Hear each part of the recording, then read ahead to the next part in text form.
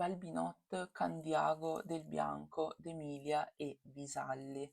Sono questi i nomi dei 5 candidati del Partito Democratico per la provincia di Belluno in vista delle prossime elezioni regionali.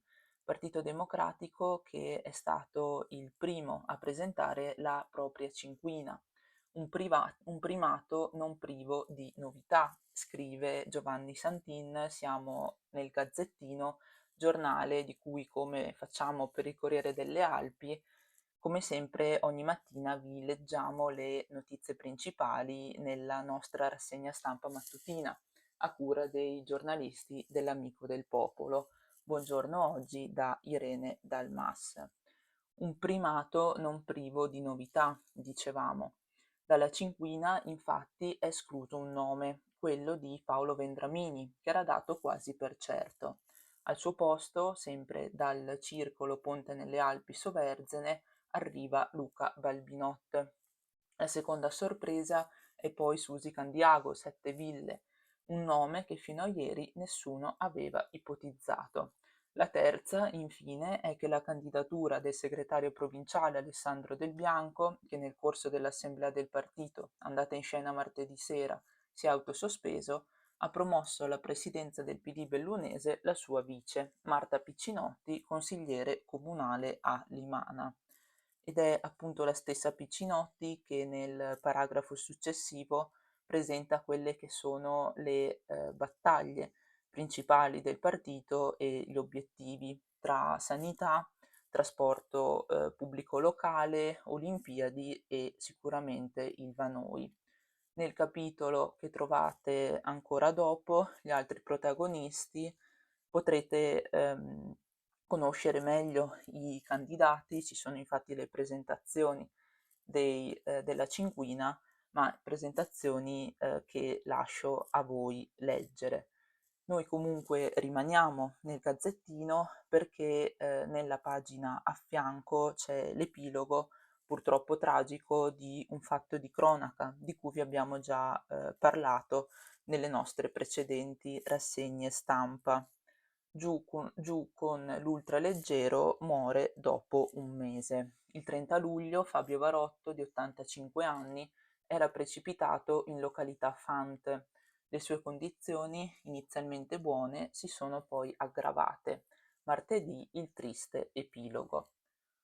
Fabio Varotto non ce l'ha fatta. A distanza di un mese dall'incidente, pochi secondi dopo il decollo dal campo volo di Santa Giustina, con il suo ultra leggero, l'85enne di Sedico è morto.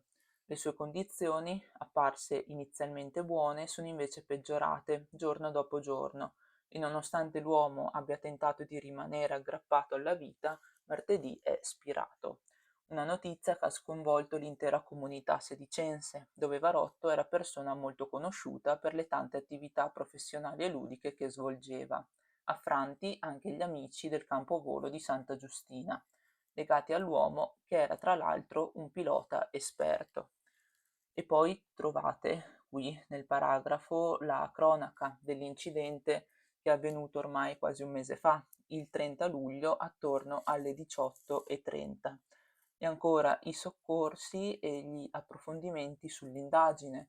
Infatti prosegue l'inchiesta per appurare cosa sia accaduto quel tragico pomeriggio. Barotto era un pilota esperto, come abbiamo detto, e quindi resta da capire quale sia la causa dell'incidente, anche se al momento l'ipotesi più probabile è un guasto meccanico del mezzo, come la rottura della pompa della benzina. Nell'articolo di taglio basso, sempre a cura di Eleonora Scarton, che ha curato l'intera pagina, troverete poi un ritratto di Varotto, meccanico, vivaista e necroforo, le 1000 vite di Bobina, soprannome appunto con cui il sedicense era conosciuto per via della sua attività di meccanico. Per iniziare invece il nostro giro di notizie dalle varie zone, ci spostiamo nel Corriere delle Alpi, che nella prima pagina dell'inserto dedicato a Belluno propone un'intervista al sindaco di Belluno, appunto Oscar De Pellegrin, su un tema ben preciso, lo stadio del ghiaccio di Belluno. Stadio del ghiaccio, il comune ci crede, ma prima serve chiarezza sui costi. Il sindaco De Pellegrin conferma l'interesse per il progetto. Per il territorio sarebbe bellissimo, aumenterebbe l'offerta. E qui a fianco potete appunto vedere un'ipotesi progettuale di quella che potrà essere la nuova pista da ghiaccio, progetto su cui il sindaco non chiude la porta, anche se però resta molto, molto cauto, soprattutto dal punto di vista dell'investimento economico. Per il territorio sarebbe bellissimo, ma da qui a farlo calma. La proposta infatti era arrivata dall'associazione Pro Ghiaccio e su questa aveva lavorato l'ex assessore Roccon. Ora la prenderò in mano io, assicura De Pellegrin. Il bacino d'utenza c'è e l'interesse anche su questo. Tra l'altro c'era stato anche il coinvolgimento della campionessa olimpica di curling Stefania Constantini. Quello che però al momento sembra mancare è da un lato la chiarezza su quelli che saranno i costi e dall'altro anche l'accordo sulla posizione. Infatti in ballo ci sono sia l'Ambioi, quindi accanto alla WHW Arena, sicuramente una zona ben accessibile dal centro storico, ma anche c'è Levego, una parte più lontana dal centro, ma con più opportunità. È diverso invece il discorso per quanto riguarda il Nevegal, dove le fasi preliminari sono già concluse e ora si possono iniziare i lavori. Nevegal, la pista sintetica, pronta a metà settembre. L'installazione, affidata alla New Snow di Pordenone, sarà lunga 300 metri. A breve i lavori per il parco avventura e l'anello di Schirò Fondo in Faverghera. Allora leggiamo solo il primo paragrafo di introduzione dell'articolo a cura di Alessia Forzin. Una fine estate e un autunno di lavori sul Nevegal.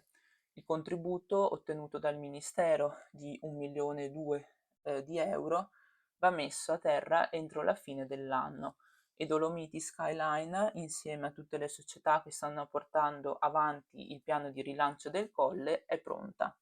La pista da sci sintetica sarà il primo progetto a vedere la luce.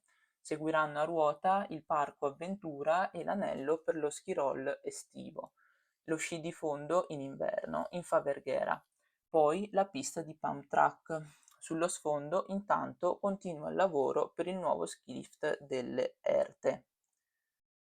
Altro tema, e ci spostiamo quindi nella pagina successiva, siamo a pagina 18 del Corriere delle Alpi, è la scuola. Infatti quando mancano poco meno di 2 settimane all'inizio della scuola, mercoledì 10 settembre è il giorno fissato per il ritorno dei nostri ragazzi tra i banchi, si completa il quadro dei dirigenti scolastici.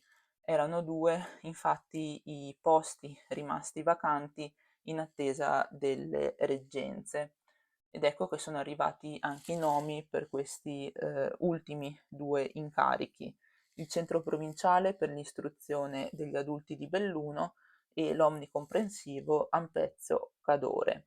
Ecco, il primo sarà guidato da Francesca Montalto, già dirigente dell'Istituto Comprensivo di Alpago, mentre a capo del secondo istituto resta Paolo Lamon, una riconferma quasi scontata in un anno complesso per il territorio che ospita ovviamente i giochi olimpici.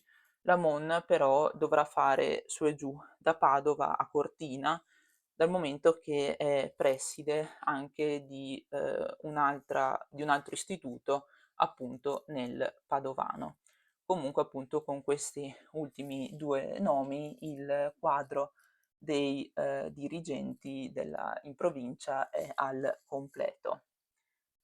In apertura della pagina dedicata a Feltre, invece, il Gazzettino propone un articolo sulla preparazione della città al raduno sezionale degli alpini.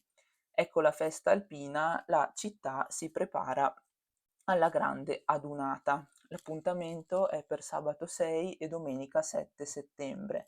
In arrivo battaglione Feltre e gruppo artiglieria Agordo. A Feltre si attende la pacifica invasione delle Penne Nere. Non si tratta dell'adunata nazionale, ma dell'annuale raduno sezionale che ha la propria valenza anche al di fuori dei confini comunali. Il 6 e il 7 settembre il centro città e la caserma Zanettelli saranno teatro del raduno del battaglione Feltre e del gruppo artiglieria da Montagna Agordo, due realtà che hanno segnato la storia militare nella provincia. Ed è prevista una grande partecipazione, come suggerito anche dal titoletto che l'autore dell'articolo, Daniele Mammani, ha scelto per il terzo paragrafo, appunto l'invasione. Come sempre è previsto un afflusso di partecipanti di grandi dimensioni, rapportato ovviamente all'importanza dell'evento. Nel caso feltrino non saranno poche le penne nere che arriveranno in città. Il presidente sezionale traccia le possibilità. Speriamo che sia un successo come negli anni scorsi. Gli alpini vicentini, sorride, sembrano sul piede di guerra, perché sono in molti a voler partecipare. La caserma di Feltre infatti ha avuto un grande reclutamento dal Vicentino e sono proprio loro che molto probabilmente saranno il gruppo più numeroso. Si tratta quindi di un appuntamento importante per la comunità feltrina e, come abbiamo letto, non solo. Comunità feltrina che nella giornata di ieri ha vissuto un giorno di particolare commozione nel salutare il maestro Renato Pante, e appunto all'ultimo saluto nel Duomo di Lamon è dedicato questo articolo a cura di Laura Milano. Folla Lamon per il maestro Pante, il suo cuore inquieto ha trovato pace. Unite nel dolore, ma anche nella comunione di un linguaggio universalmente riconosciuto, quello della musica, due comunità, quella di Lamon e quella di Primiero. Si sono strette forti ieri per l'ultimo saluto a Renato Pante, l'insegnante di 62 anni, la cui morte domenica mattina ha lasciato attoniti la famiglia, gli amici, gli studenti della scuola Premierotta dove lavorava, i ragazzi della Formica di Fiera per il progetto Diversamente Musica che portava in tournée fra le case di riposo San Giuseppe e altri luoghi di socializzazione. Il feretro è stato accolto al Duomo di Lamon e qui appunto poi trovate il racconto della cerimonia e i ricordi nella seconda parte dell'articolo di amici e conoscenti. Per concludere questa edizione della rassegna stampa, diamo un occhio a un'altra notizia che arriva da Cortina. L'ho lasciata per ultima perché ho preferito iniziare dai fatti che riguardavano un po' tutta la provincia e poi proseguire seguendo anche l'ordine scelto dai giornali, ma è una notizia particolarmente importante, tant'è che il Corriere delle Alpi la mette come notizia forse principale della prima pagina, come appunto potete vedere. 5 piani, 88 posti letto, 11 suite. Lavori quasi finiti all'ospedale Codivilla, siamo appunto a Cortina. La ristrutturazione si concluderà entro un mese. È una struttura di eccellenza, un sogno che si avvera. La ristrutturazione dell'ospedale Codivilla di Cortina sta arrivando alla conclusione. Entro la fine di settembre sarà infatti completata la parte esterna, compresi gli arredi e le attrezzature. Dopodiché un altro mese servirà per sistemare anche la parte esterna, con le fognature, il parcheggio e la strada.